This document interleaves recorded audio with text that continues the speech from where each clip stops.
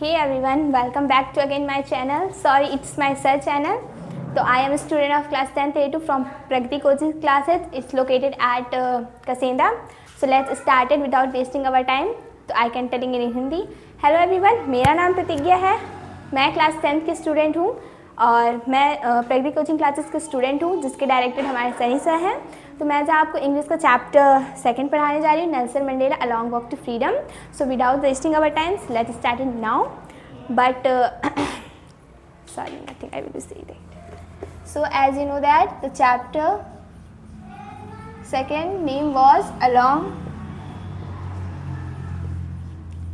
Walk to Freedom. It's mean इनके जो पहली बात तो जो हम पढ़ रहे हैं A Long Walk to Freedom, ये तो सबको पता है. लॉन्ग का मतलब होता है लंबा, वॉक का मतलब होता है चलना और फ्रीडम का मतलब होता है आज़ादी. ये तो हमें इस चैप्टर के नेम से ही पता चल जाना चाहिए कि चैप्टर के अंदर कंटेंट में होना क्या चाहिए, मतलब है क्या. A long walk to freedom इसका मतलब है एक लंबी यात्रा या एक लंबी स्ट्रगल या एक लंबी मेहनत जो हम आज़ादी पाने के लिए करते हैं. ये स्टोरी एक ऑटोबायोग्राफी है, ऑटोबायोग्राफी है. इसका मतलब किसी को पता है तो but I will be telling. Autobiography का मतलब होता है जो खुद के बारे में पूरी एक स्टोरी बना के तैयार कर देता है, उसे कहते हैं ऑटोबायोग्राफी. जैसे हमें पता है ये चैप्टर का जो मतलब ये चैप्टर के जो ऑथर हैं, ऑथर तो नहीं कहेंगे हम लोग क्योंकि ये एक ऑटोबायोग्राफी है. तो ऑटोबायोग्राफी का मतलब जो खुद के बारे में खुद लिखता है. तो इस चैप्टर के जो जिन्होंने अपने बारे में पूरा लिखा उनका नाम है नेल्सन मंडेला. इन्होंने पूरी अपनी होल स्टोरी जो है, पूरी अपनी होल स्टोरी, अपनी स्ट्रगल, इन्होंने अपनी पूरी होल स्टोरी अपने स्ट्रगल के, इंडिपेंडेंस पाने के लिए, डिस्क्रिमिनेशन ऑफिशियली जो डिस्क्रिमिनेशन हुआ था वो हुआ था जिसे हम लोग अपार्थी कहते हैं. अपार्थीड यानी होता है रंग भेदभाव. ये जो कहानी हम लोग पढ़ रहे हैं वो है अफ्रीकन स्टोरी. ये साउथ अफ्रीका से रिलेटेड है, साउथ अफ्रीका से.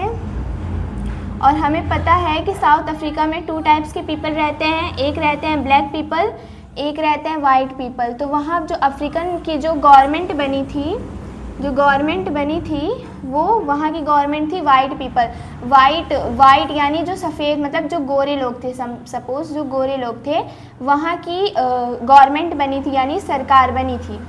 तो जो वहाँ के जो गवर्नमेंट लोग थे वो ज़्यादातर हमेशा वाइट लोगों को ध्यान देते थे.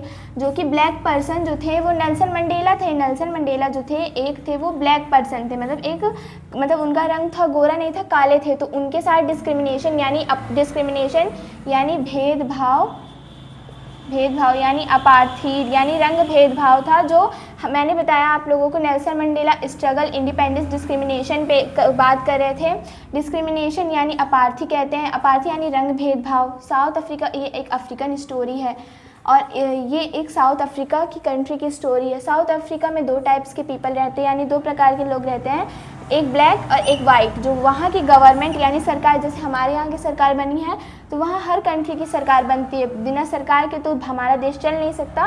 तो वहाँ की जो सरकार बनी थी वो वाइट यानी गोरे लोग बने थे. और जो वहाँ पे दोनों पीपल रहते थे पर जो गवर्नमेंट थी तो वो ये थी वाइट बनी थी. लेकिन जो नेल्सन मंडेला थे वो तो ब्लैक थे. वहाँ और भी तो रहते थे ब्लैक पीपल, उनके साथ तो डिस्क्रिमिनेशन, अपार्थी, रंग भेदभाव रहता था. तो इसके खिलाफ नेल्सन मंडेला ने आवाज़ उठाई थी. तो इसमें नेल्सन मंडेला ने हमें क्या क्या स्ट्रगल्स किए. पहली बात तो नेल्सन मंडेला 30 साल जेल में थे. इसका मतलब 30 साल वो जेल में क्यों रहे थे, क्योंकि उन्होंने जब वो एज 18+ एज के थे तो उन्होंने आवाज़ उठाई थी. किस लिए कि हमारे साथ डिस्क्रिमिनेशन क्यों होता है, क्या सब कुछ सिर्फ गोरे लोगों के लिए होना चाहिए, हम इंसान नहीं हैं. तो जब नेल्सन मंडेला ने ऐसा किया तो वहाँ के जितने भी वहाँ की जो गवर्नमेंट थी उन्होंने इनको 30 साल की सज़ा दे दी. लेकिन जब ये 30 साल बाद निकले तो इन्होंने फिर अपनी स्टोरी स्टार्ट कर दी. सो अंकुश बंद